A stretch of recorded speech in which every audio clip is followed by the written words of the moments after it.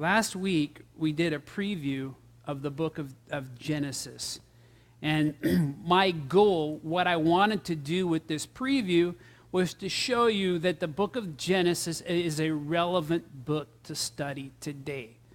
The reason being is because some of the fundamental things that our society is dealing with on a daily basis find their roots back in the book of Genesis. We have front and center on the TV screen, in the newspapers, in the courts, this redefining of marriage. But we find within the first couple chapters of Genesis, God defining what marriage is, and that it was between Adam and Eve, not Adam and Steve. And the battles that we're going on today find their roots back in the book of Genesis, where we just touched briefly upon how God dealt with those who engaged in practicing of a union between the same sex within the book of Genesis. And it was judged severely and harshly. Also today, we have the rise from the effects of evolution. We have the humanist movement.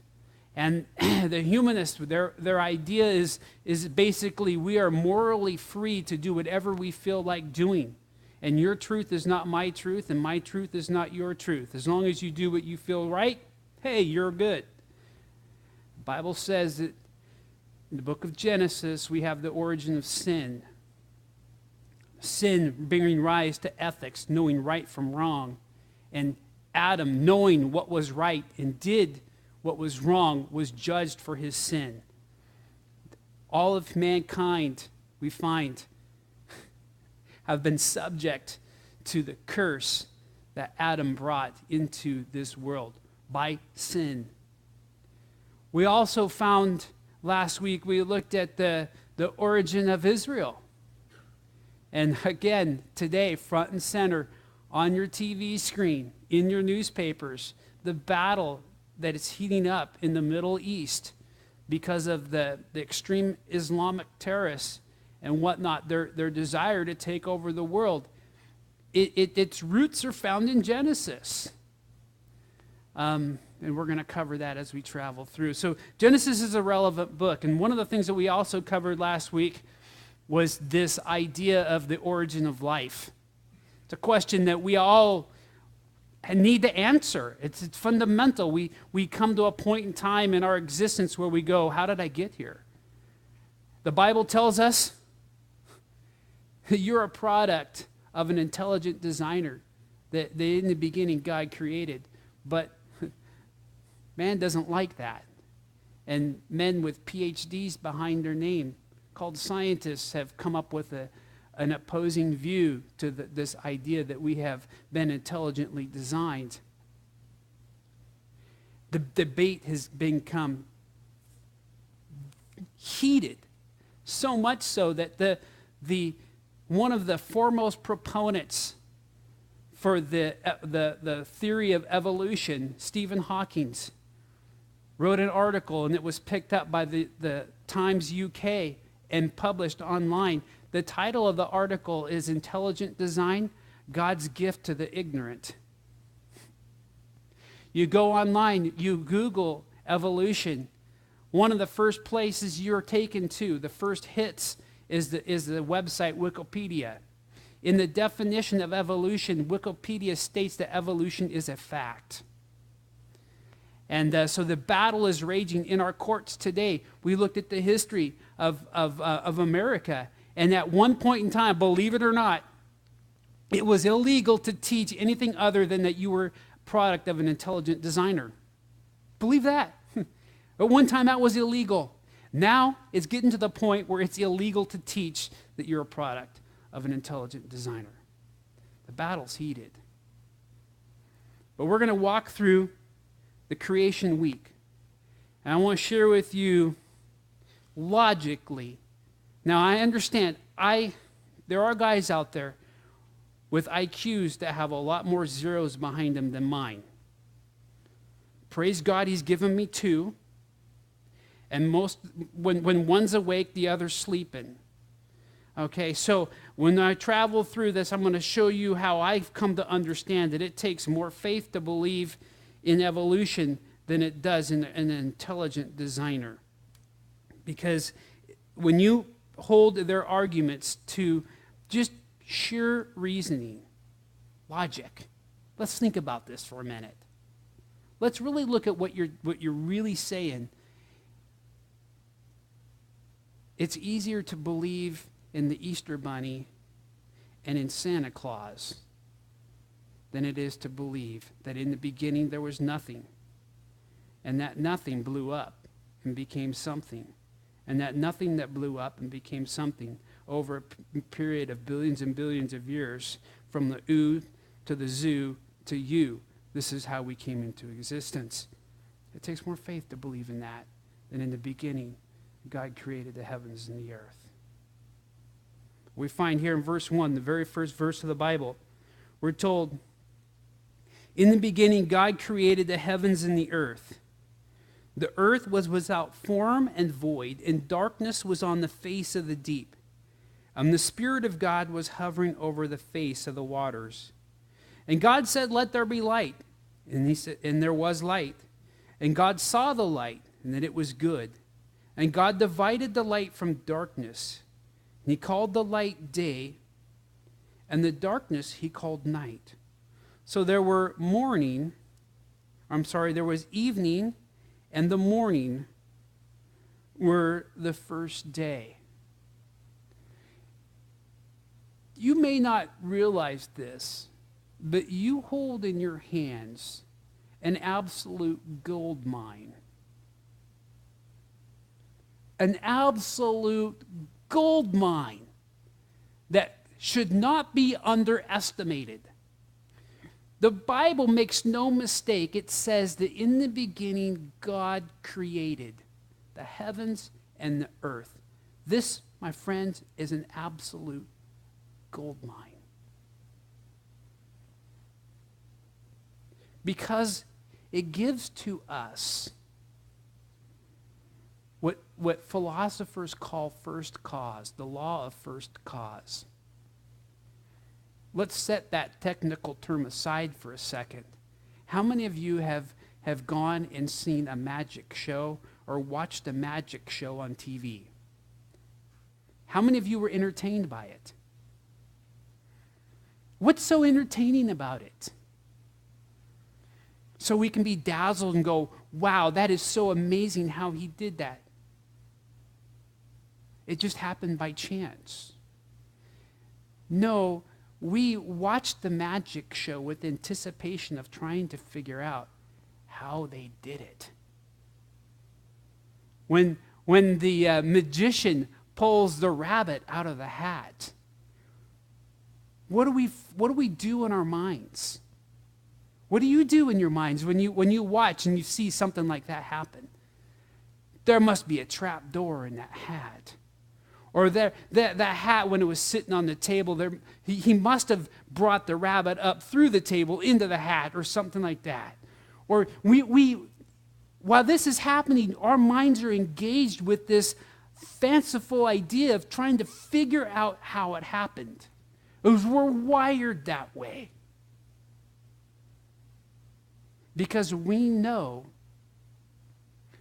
by things that are around us, things don't happen by random chance. It's implausible. All of the created universe speaks to the fact that there is absolutely no random chance. There's a scientist that speaks about this. His name is Peter Kreeft. He is a professor of philosophy at Boston College, and he also teaches at the King's College. He said, if there is no first cause, the universe is like a great chain with many links. Each link is held up by a link above it, but the whole chain is held up by nothing. If there was no first cause, then the universe is like a railroad train moving without an engine. Each car's motion is explained proportionally by the motion of the car that is in front of it. The caboose moves because the boxcar pulls it. The boxcar moves because the boxcar in front of it pulls it. And we go on further and further and etc. But there is no engine to pull the first car and the whole train. That would be impossible, of course. But that is what the universe is like if there was no first cause. Think about that for a second. We got trains running all around us. And what the scientists are saying is that to believe that in the beginning there was nothing, and that nothing exploded and then became something, and over a period of billions of years, from the ooh to the zoo became you. It's likened to believing that when you're driving down the road and you're driving a little faster than the train is, and you're coming up on the train and you see the caboose. And you know the caboose, it's the last car in the line, a series of boxcars. And you're going a little faster, and when the caboose is there, you see in the boxcar that's in front of it. And then you know that there's another boxcar in front of it. They're fastened together by a link. And then all of a sudden you get to the very front. And what's the very front of the train called? The engine. It's what makes the whole thing go. And what scientists, the philosophers have shown is that the idea that the universe has just happened by chance is the same as looking at that boxcar and the cars in front of it and then saying, you know what, they're just going on their own.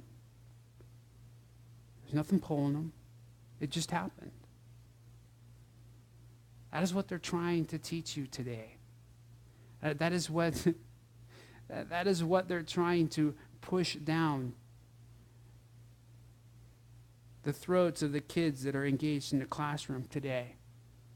We have a gold mine because in the beginning, there was one who is outside of this universe, outside of our time, space continuum, that stepped in, created the heavens and the earth. And Henry Morris, in his commentary on the book of Genesis, goes in and describes in great detail that the earth could, the Hebrew word earth could actually mean the elements that make up the earth. And the Hebrew word for heaven would also make up the elements that would make the matter of space, and also talks about this light possibly being the energy that God created, the energy that was then going to be placed in motion to create the rest of the sequential days in the book of, or in these next couple chapters. Fascinating stuff that's out there scientifically. I'm not qualified to speak to you on that, but I'm just bringing to reason, guys, look, if it takes more faith to believe that you are a product by random chance than it does to believe that in the beginning I was created by God. The next thing we find here is the second day of the creation week. In verse 6, then God said, let there be a firmament in the midst of heaven. Or, I'm sorry, I'm getting ahead of myself. Let there be a firmament in the midst of the waters, and let it divide the waters from the waters. And thus God made the firmament, and he divided the waters which were under the firmament from the waters that were above the firmament. And it was so. And God called the firmament heaven. So the evening and the morning were the second day. Okay, what did God call the firmament? Heaven. In the Bible, heaven is used in a variety of ways. You go to the book of Hebrews, heaven is described as a place where God's throne is. There's also, heaven is described as the place where the stars are. You go out at night and you look out and you see this vast array of stars out there in the universe. That is also called, by the Bible, heaven. But we also have a third heaven. there's a heaven in which the atmosphere of the earth, which is described as the atmosphere of the earth. The Bible calls it the place where the birds fly. I believe that at this point in time, what is happening is God is creating what we now know as the atmosphere in which surrounds planet Earth. Now, those of you that have been in science classes or have been taught science, how many layers there are to the atmosphere? Okay, 6. I'm going to propose, and we'll get to it a little bit later, but I believe in the initial creation there were 7. And when we get to Noah's flood, we'll cover that a little bit later. But the key is when God divides the waters from the waters, he's talking about a water that's above the atmosphere and the water that's below the atmosphere. And we'll get into that because if in the book of Genesis, we're going to get further into the flood. Where did the water come that surrounded the earth so deep and vast that it would cover the entire earth? So that's for another time. But let's just talk about the atmosphere for a minute. Without the atmosphere as we know it, things would be drastically different on planet Earth. Within my lifetime, slightly before some of yours, we had the privilege of watching man go to the moon. And what a glorious feat that was for us. How many of you here remember watching on TV man taking the first step onto the moon? And how many of you remember that great phrase? What was it? One small step for man, one giant step for man. You understand that it was a great, awesome time for a feat for mankind. But what was Buzz Aldrin wearing? What was he wearing? He was wearing a spacesuit. He wasn't just up there in his coveralls and a cowboy hat with cowboy boots on, walking around on the moon. Why is that?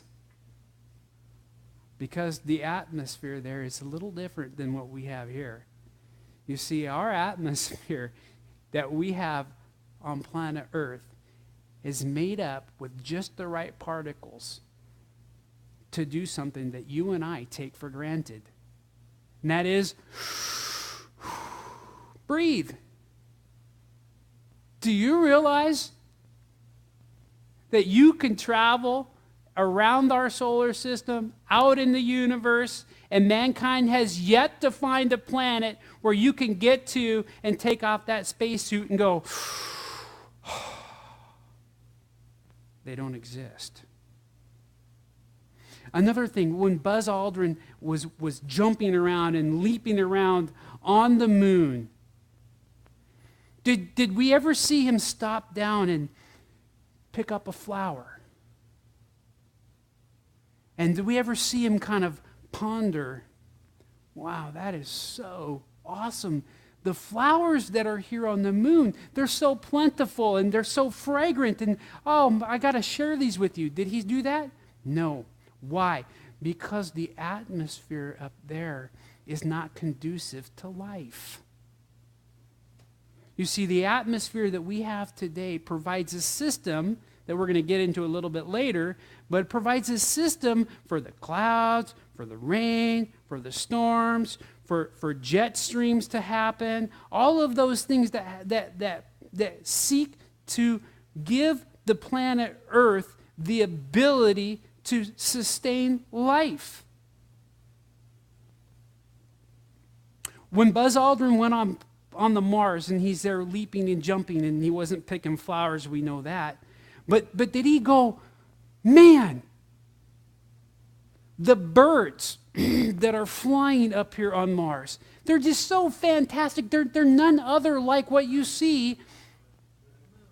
Moon, I'm sorry. Well, you can throw in Mars too, but the birds that are up here, it's so fantastic. I mean, they're so colorful, and the way that they fly is just, it's just so awesome. You guys got to see this for yourself. Did he do that? No. Why? Because birds can't fly in outer space. It just so happens that planet Earth has an atmosphere around it, the element for which gives us the ability and the birds that God created to have flight. You can't have flight naturally without the atmosphere as we know it. One last thing before we could go on and on, but one last thing about this. Did you ever see Buzz Aldrin take off his helmet and try to talk into a microphone? Did he ever do that? Do you know what would happen if he did? Do you know? I mean, if he was able to just take off his helmet and have a microphone and say, "Hi, Mom," do you know what would come through the recording? You ready for this? You know what would come through the recording? Why?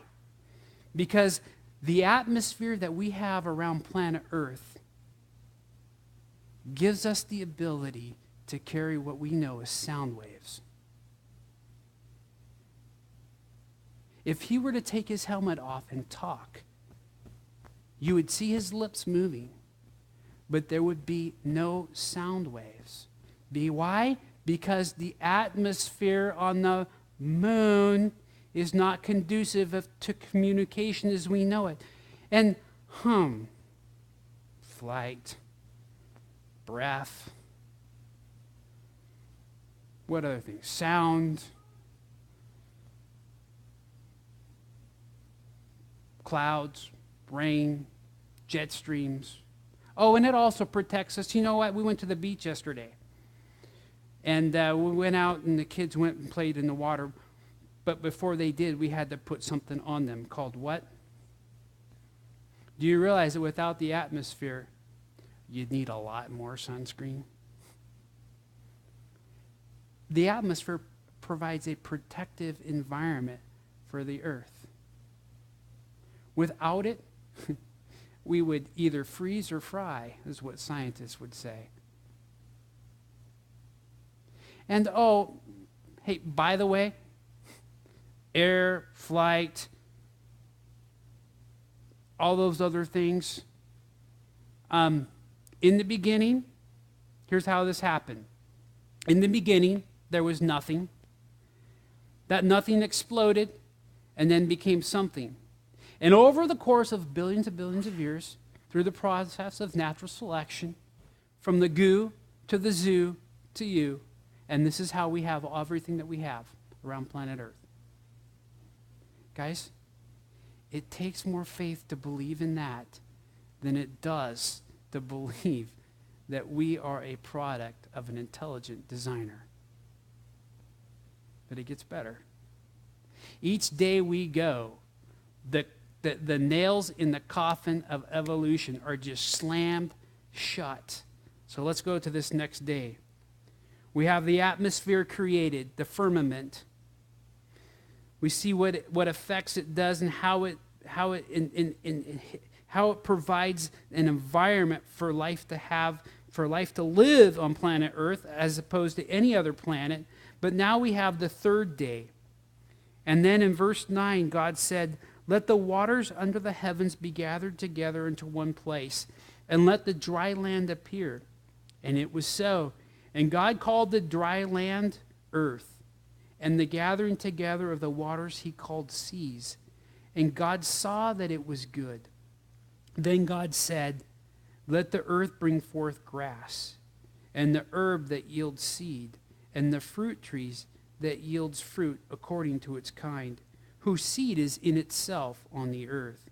And it was so. And God brought forth grass, and the herbs of the field that yields seed according to its kind, and trees that yields fruit, whose seed is in itself according to its kind. And God saw that it was good. And there were morning and there were evening the third day. We have the earth formed, we have the seas formed, and now we have vegetation. We're okay when it comes to the forming of the earth. And we're okay when it comes to the forming of the seas. Job talks about the boundaries that God sets for the seas. But how? There is one major roadblock for scientists who teach evolution that they suddenly become very quiet about. That roadblock, that big, tall hurdle that they have not seemed to jump over yet, is how we got from non-living matter to living matter. Because according to their theories, at one point in time in the evolution of mankind, you have to deal with this phenomena that's got to take place. You have to go from non-matter to living matter. Non-living, living. Scientists were frantically trying to find a way to explain this phenomenon. Surely it exists. Surely we can prove that we can go from non-living matter to living matter. And then, the same year that mankind conquered the highest mountain, Mount Everest, the year that we were just totally excited about the feat of mankind, climbing Mount Everest, that same year, something happened. A scientist, with the help of another scientist, called Steve Miller, came up with this scientific way to take non-living matter and create living matter with it. And guess what? He did. Guys, this is in our favor. Bear with me for a minute. The tables have turned on this, and we can use this experiment to go that, you know what? We were made. You see, they thought at the time this experiment was going to prove to mankind that non-living matter could give rise to living matter. It's called the Miller experiment. I remember reading it in my science textbooks. And maybe, Derek, do you remember reading it in your textbooks? Not yet? When you get in biology, I'm sure it's going to be there. You got some years to look forward to that. But they point to this experiment called the Miller experiment. I'm not going to get into it. There's lots of articles out there. ICR has a great article on it, Institute for Creation Research. Also, Answers in Genesis have several good articles on it. Also, I can send you a link. I've got the notes from Dr. Chuck Missler on the book of Genesis as well. What's happened is they found out what the base elements were needed to create life, and they did. But Miller knew in advance there were some things that he had to do in his experiment in order to produce life.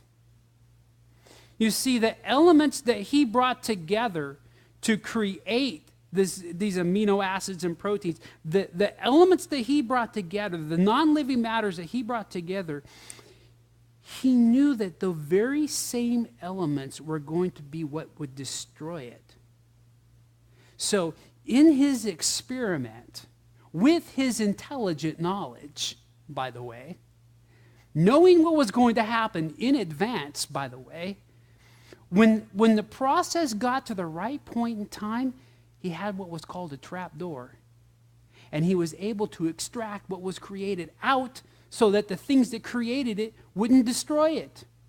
And then the science community goes, yes, look at what we've done. But now the creationist goes, yes, look what he did.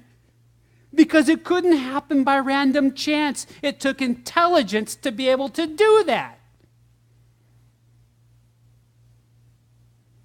Do you know, from that day forward, scientists have tried and they have failed every time.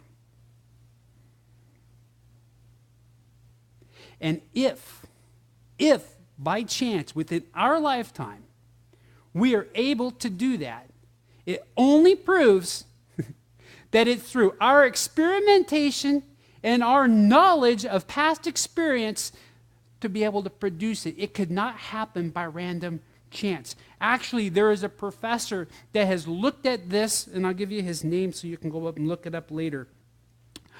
Sir Fred Hoyle, an English astronomer. He teaches at some school called Cambridge. He said, looking at the possibilities of this non-living matter becoming living matter, the mathematical statistical probability of this happen would be the same chance as a tornado going through a junkyard and creating from the debris within the junkyard a fully functional 747. And we're like, well, yeah, that can happen. Really? Guys, it takes more faith to believe that in the beginning there was nothing, that nothing exploded, and then over a period of billions and billions of years, from the goo to the zoo, and now we have you. I'm sorry, but I don't have enough faith to believe in that. God's given me just enough to go, I understand that in the beginning God created the heavens and the earth. So we deal with non-living matter, living matter, and God just does vegetation like, boom, there it is. Do that. Okay, now we move into day 4. And then God said in verse 14, let there be lights in the firmament of heavens to divide the day from the night, and let them be for signs and seasons, and for days and years, and let them be for lights in the firmament of the heavens to give light on earth. And it was so. And God made the 2 great lights, and the greater light to rule the day, and the lesser light to rule the night. And he made the stars also. He set them in the firmament of the heaven to give light on earth, to rule over the day and to rule over the night. And it divided the light from darkness. And he divided the light from darkness, and he saw that it was good. And so evening and morning were the first day. So what did God do on the 4th day? Thank you, Danica. What did God do on the 4th day? He created, what was the greater light? Go ahead. Sun. What was the lesser light? Moon. We have the solar system. Now, I'm not going to spend a lot of time on this because just look at, the earth is set on a 23-degree axis. If the earth were moved just slightly, we'd burn up. If it were moved just slightly the other way, we would freeze to death. If the moon was a little bit closer, the gravitational forces that would be placed upon the tides of the earth would just be overwhelming. You start to look, the sun, if it was a little bit closer, what would we do? We'd burn up. If it was a little bit further away, what would happen? We'd all have to be wearing parkas. It would be, but the problem is, all of these things were placed, or they say, just so happened by random chance to come into existence to just provide the only place we know on planet Earth to be able to produce life, and that's Earth. All of these things came into existence. The sun, the moon, gravitational pull, and the rotation, the axis, all of this had just so happened so that we could have life on Earth.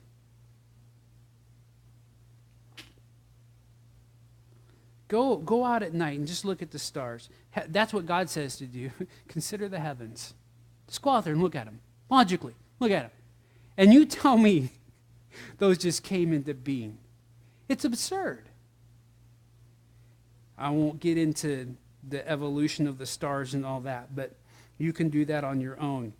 We get into day 5. Then God said, let the waters abound with the abundance of living creatures, and let the birds fly above the earth across the face of the firmament of heavens. And so God created the great sea creatures and every living thing that moves, in which the waters abounded according to their kind, and every winged bird according to its kind. And God saw that it was good, and God blessed them, saying, be fruitful and multiply. And he filled the waters in the seas, and he let the birds multiply on the air. And so there was morning, and there was evening on the 5th day. Now, in your science textbooks,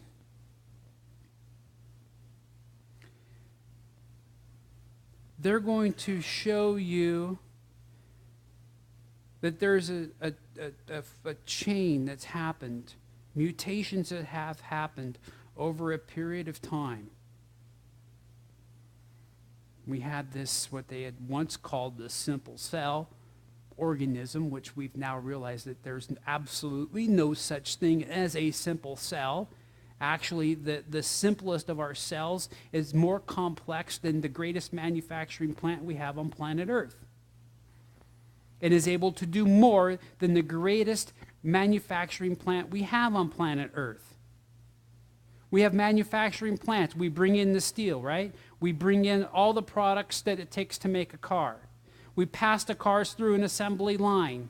And what do we have at the other end of the assembly line that we put on big trailers and travel around to automobile dealerships? A finished car. The complexity of a simple cell is more complex than man's greatest engineering feat of making a production plant, by far.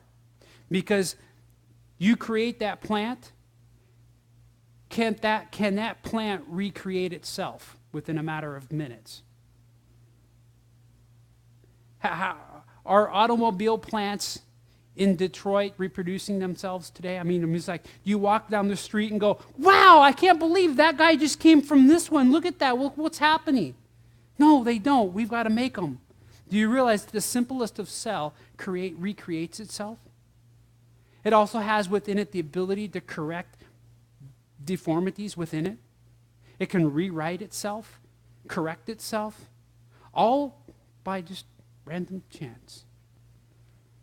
Okay, so that simple cell that they call simple, it suddenly evolved, and you got this fish thing that plops out onto the beach, and then all of a sudden it realizes I can't swim anymore, so I need wings, so I'm going to become a bird, and you've got this wing that pops out, and you think that our landscape would be littered with these little tiny creatures trying to get out of the sea into the air, because that's what they claim that we came from, the water, and most of them who believe in evolution. And so we would, by naturally, okay, well then we would have evidence of these little tail fin things having little wings and all that kind of thing, the deformities, and our landscape would be littered with fossils showing that this is true.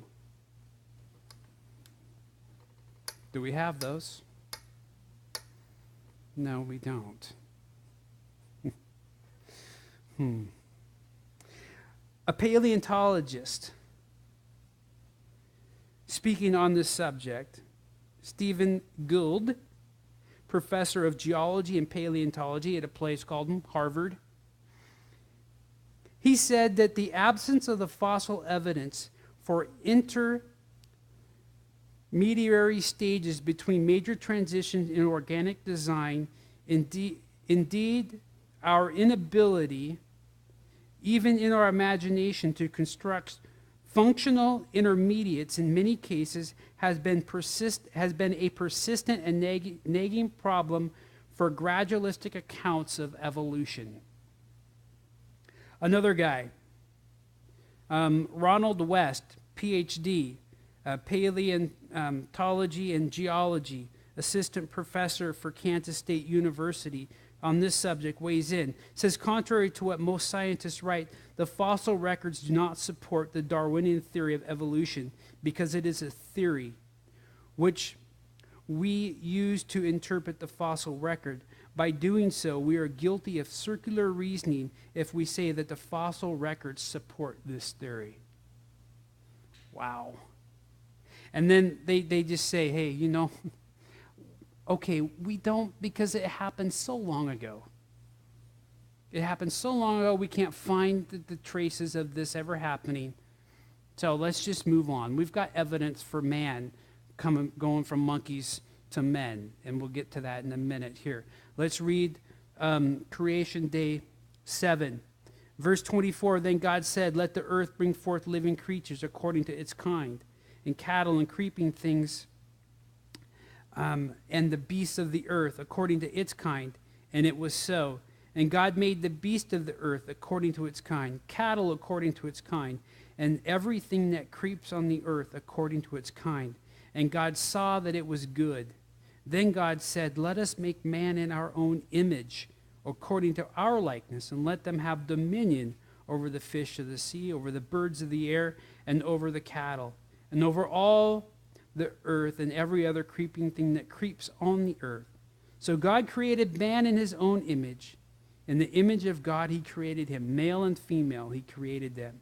And then God blessed them, and God said to them, be fruitful and multiply, and fill the earth and subdue it. Have dominion over the fish of the sea, over the birds of the air, and over every living thing that moves on the earth.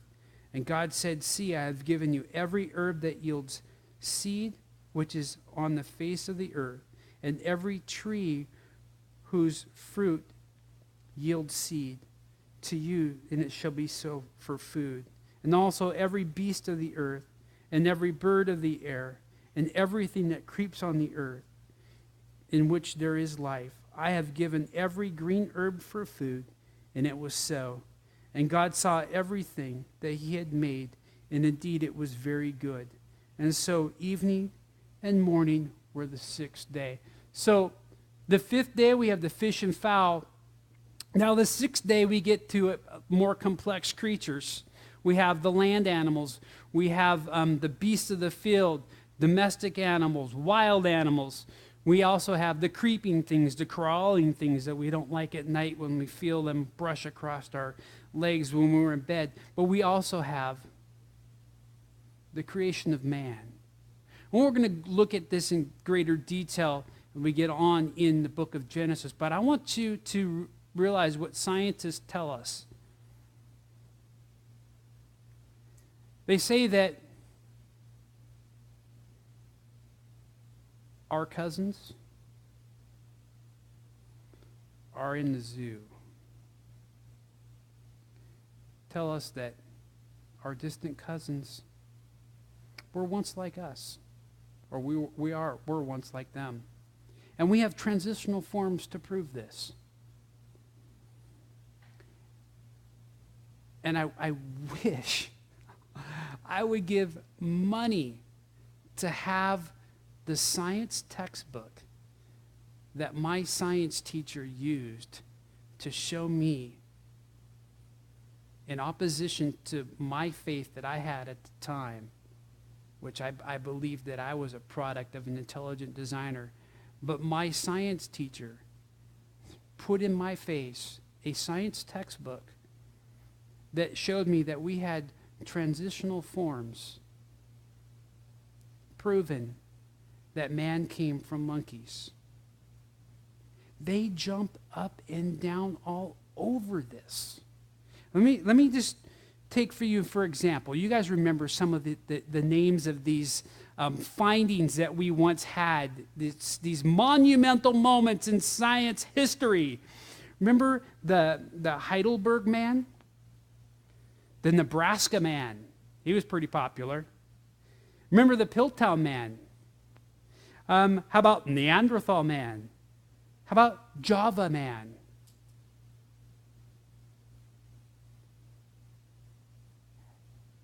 After several years, the scientific community, those who were investigative in nature, began to look at the integrity of these so-called fossil records and findings. And now to date, all of those names of those great events have been proven false. The Heidelberg man was built from a jawbone. Conjecture was the rest of it was just man's imagination as to what it might be like. The Nebraska man was the product from one tooth. One man finding a tooth, and they constructed an entire theory over this. But actually what they found is that one tooth that they found actually was doctored and made to look old. False. Piltdown man. They found it to be from the jawbone of a modern ape in 1953. And it was proven to be a deliberate fraud. Peking man. Evidence disappeared and was proven to be an outright fraud. The Neanderthal man that was found in the cave in the Neander Valley near Düsseldorf, I'm probably not pronouncing that right, but the International Congress of Zoology in 1958 showed that it was the product of an old man suffering from arthritis. Java man. It was just from a skull cap, and its teeth were found to be of an orangutan. 120 years of man providing these things, and we have not one shred of evidence that we came from the zoo. Not one. Why is that? I mean, just think about this. The landscape of archaeology should be littered with these forms if it was the case. Absolutely. The evidence should be so overwhelming to support them that we would be standing in awe of all of their findings. Why is that? It's because God put in here this phrase, according to its kind. You see, what we have found is that God set the limits for each one of his creatures. He set boundaries for which we could change. Yeah, in one sense, evolution is possible. There is change within a species, but not change from one species to another.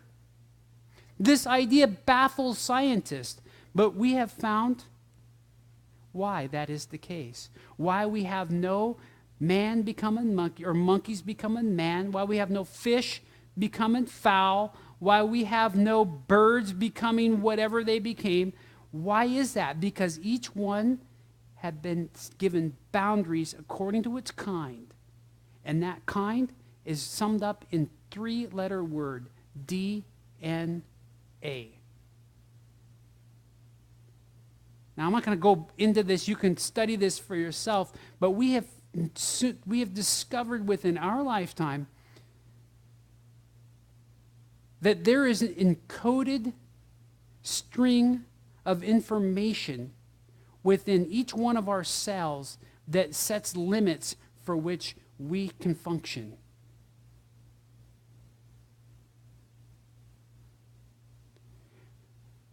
The volume of information that is contained within one little DNA molecule is equivalent to 48 feet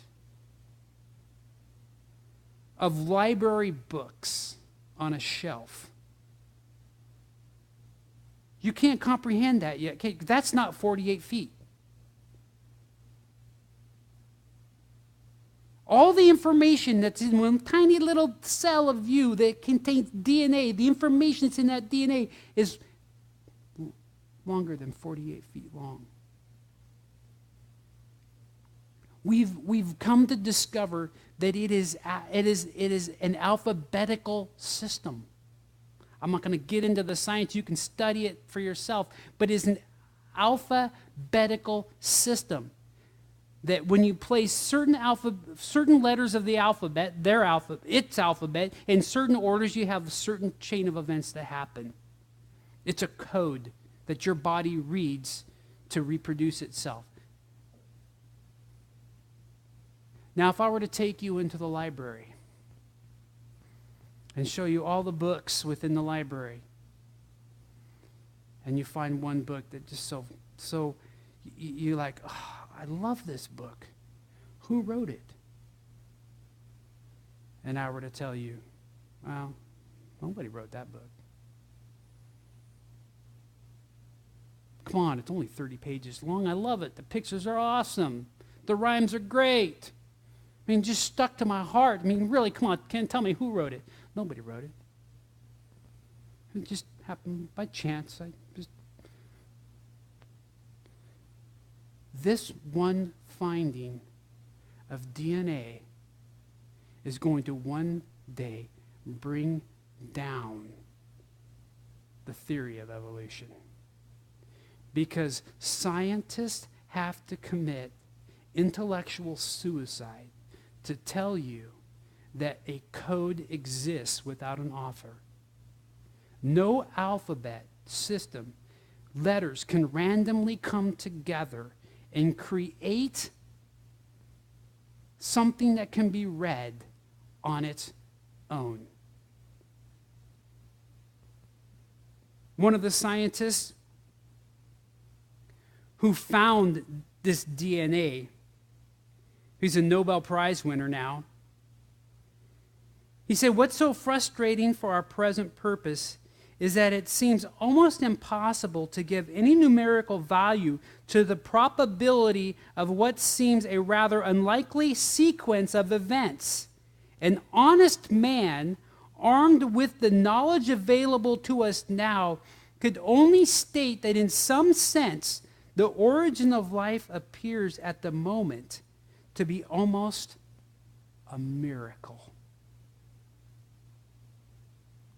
That's from the lips of the scientist who discovered DNA.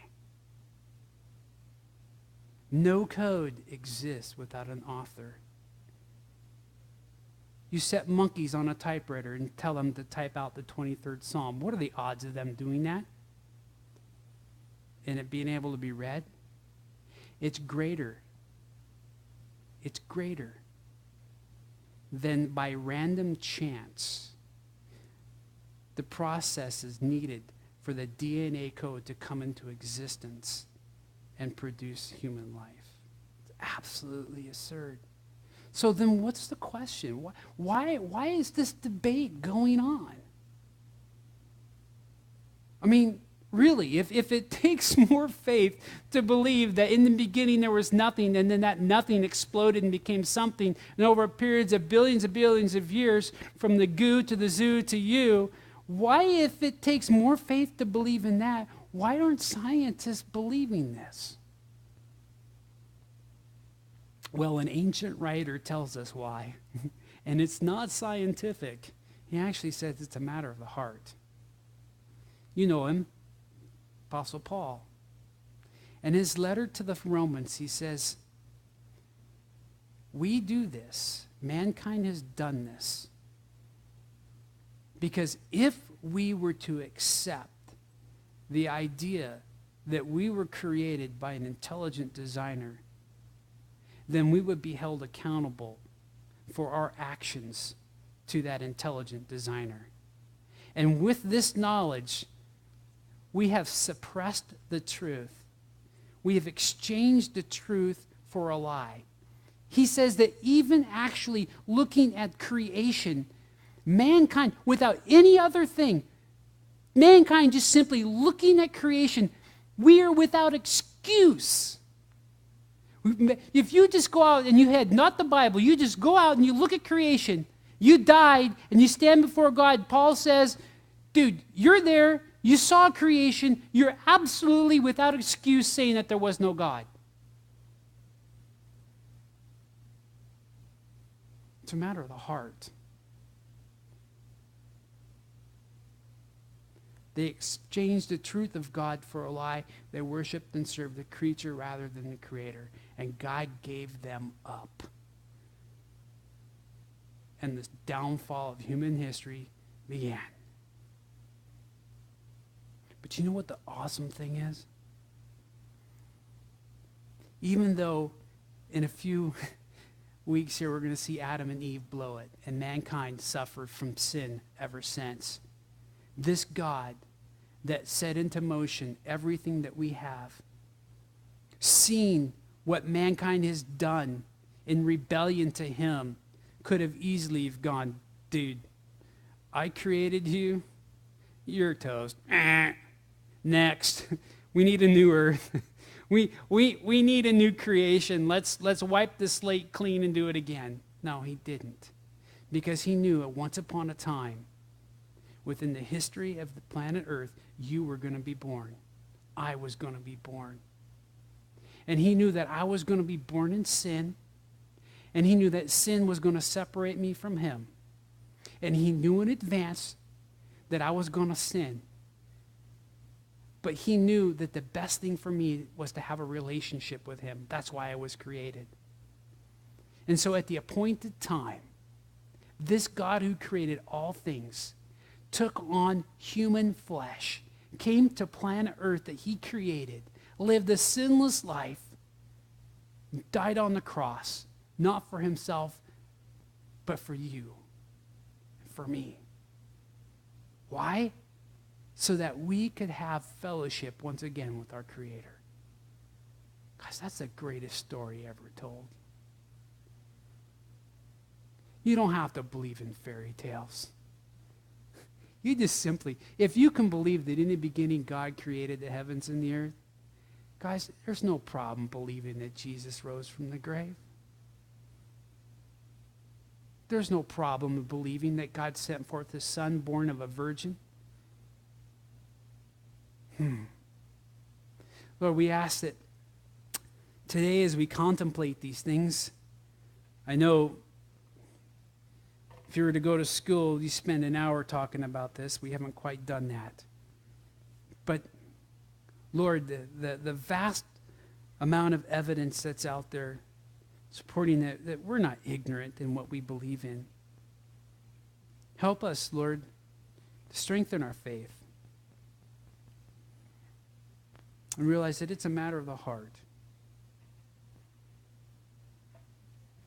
Lord, help us this week to grow in our relationship with you. And as we look forward to the seventh day of creation, the implications that it brings for us, the rest that you want us to have. Pray, Lord, that we rest in your work this week. We thank you, Lord, in Jesus' name. Amen.